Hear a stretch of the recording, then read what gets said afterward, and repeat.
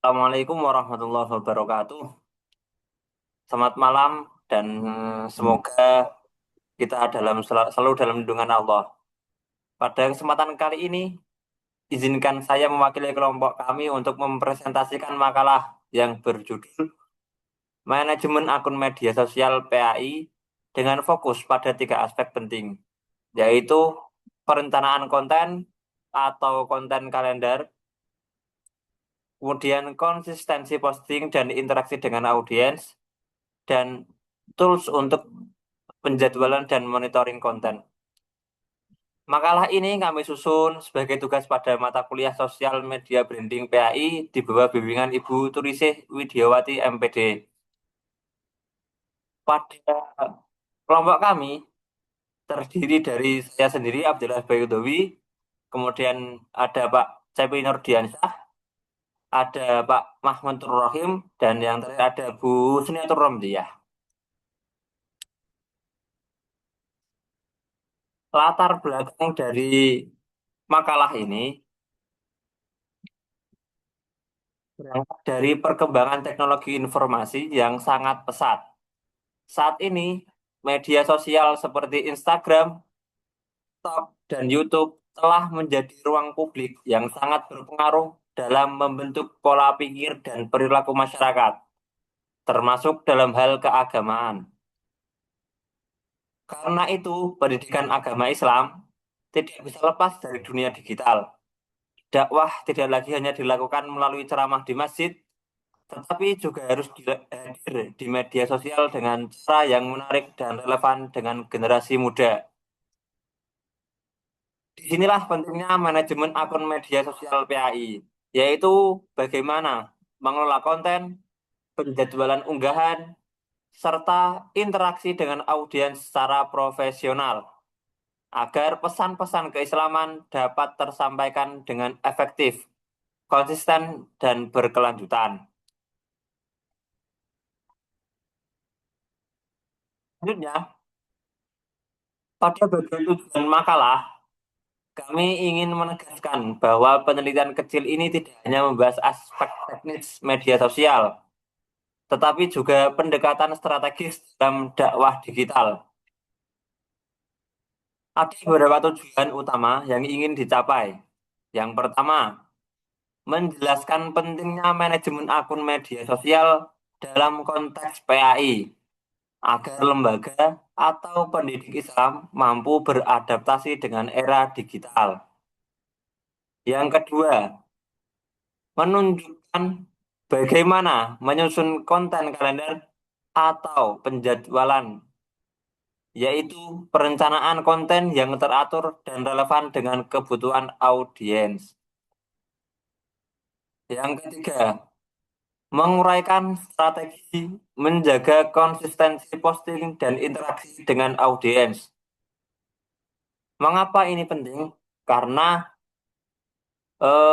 agar dakwah terasa hidup dan berkesinambungan. Dan yang keempat, memaparkan penggunaan tools digital seperti Meta Business Suite, Buffer, atau Canva Scheduler yang membantu proses penjadwalan dan pemantauan konten secara efisien. Dengan tercapainya tujuan-tujuan tersebut, diharapkan manajemen akun media sosial PAI bisa menjadi model dakwah digital yang profesional, inspiratif, dan tetap berlandaskan nilai-nilai Islam.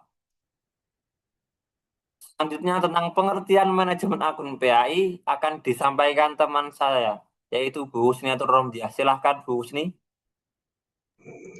Baik, pengertian manajemen akun PAI yang pertama yaitu proses sistematis mengelola akun media sosial agar dakwah berjalan terarah. Kemudian, menjaga keseimbangan antara substansi pesan Islam dan strategi penyampaian digital. Manajemen akun PAI juga memiliki tujuan efisiensi, konsistensi, dan peningkatan engagement dakwah. Kemudian melibatkan fungsi yaitu perencanaan, pelaksanaan, dan evaluasi.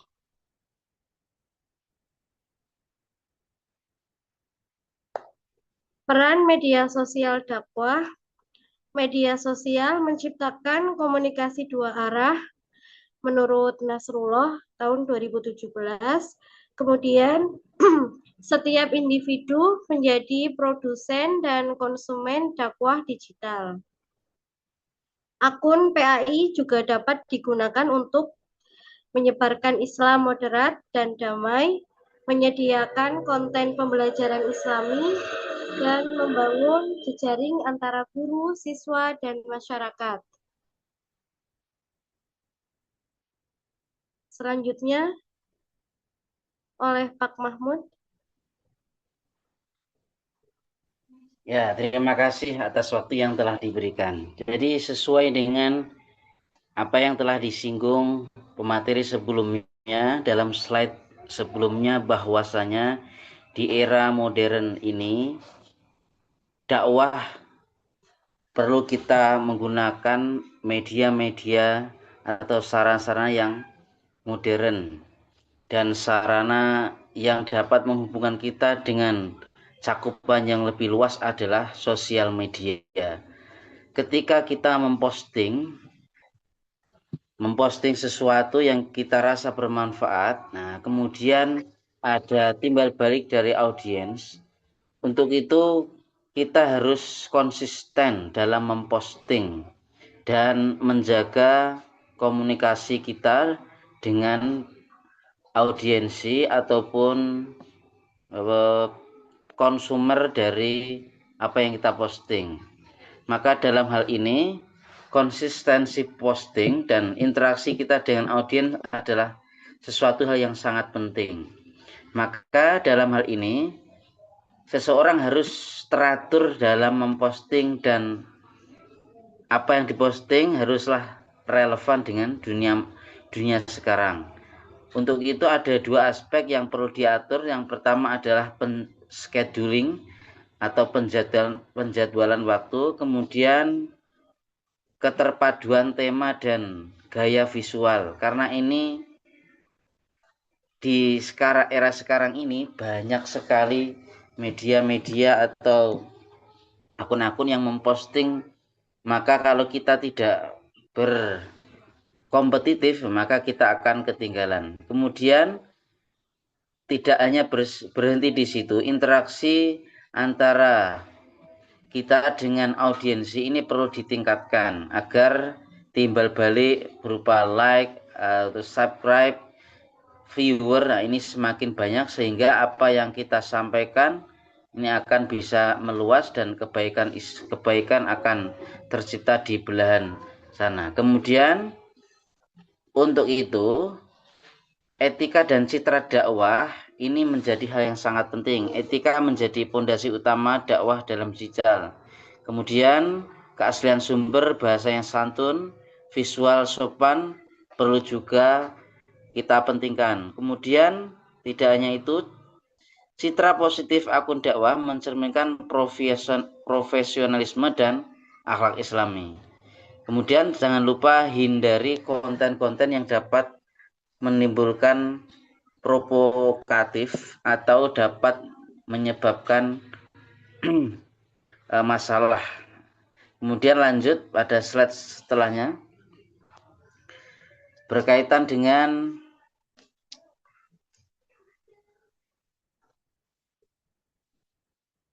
tools scheduling monitoring.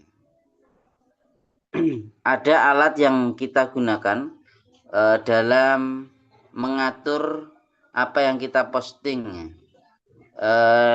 Yang sering kami gunakan adalah Canva. Nah, Canva ini sudah sangat populer sekali di masyarakat kita. Kemudian agar apa yang kita posting ini semakin teratur, maka kita harus mengikuti jadwal-jadwal yang telah kita buat. Oke, the next materi yang selanjutnya yaitu berkaitan dengan tantangan manajemen akun PAI yang akan disampaikan oleh Bapak Cepi Ardiansyah. Terima kasih. Terima kasih atas waktu yang diberikan kepada saya. Yang selanjutnya adalah tantangan manajemen akun PAI.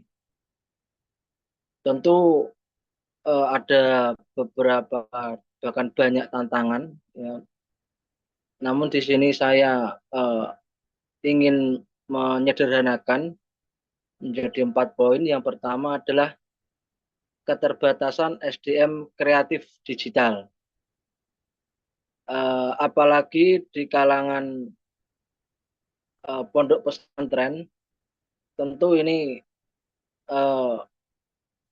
apa ya? Tentu ini menjadi tantangan tersendiri. Meskipun sudah banyak pondok-pondok pesantren yang mulai aktif dan masif menggunakan media sosial. Kemudian yang kedua adalah perubahan algoritma media sosial. Yang selanjutnya adalah rendahnya literasi digital pendidik agama. Di sini mungkin banyak dari kita yang sudah menjadi pendidik agama sudah terlalu nyaman dengan posisi kita sehingga kita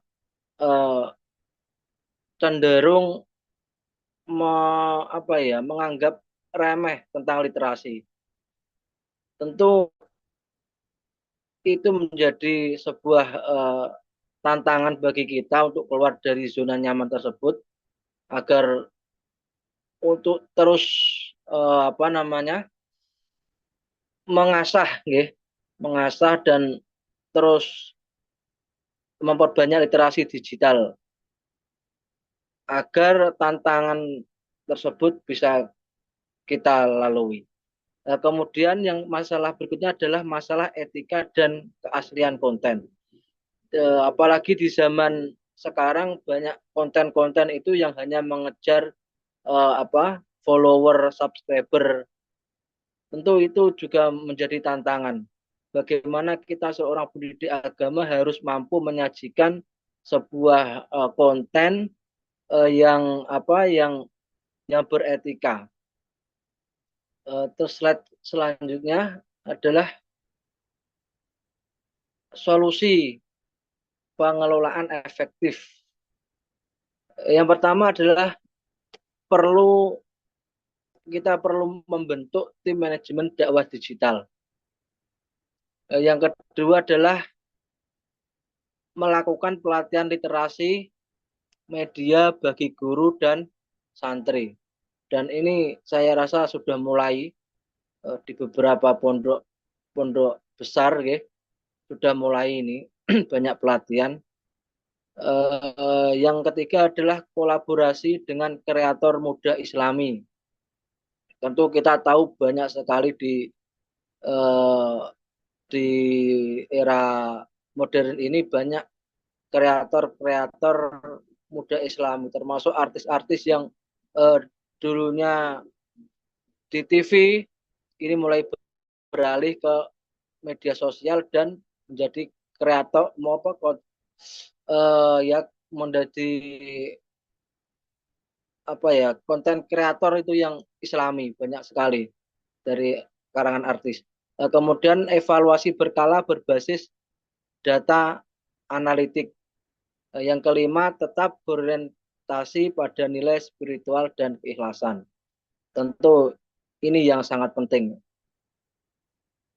Kemudian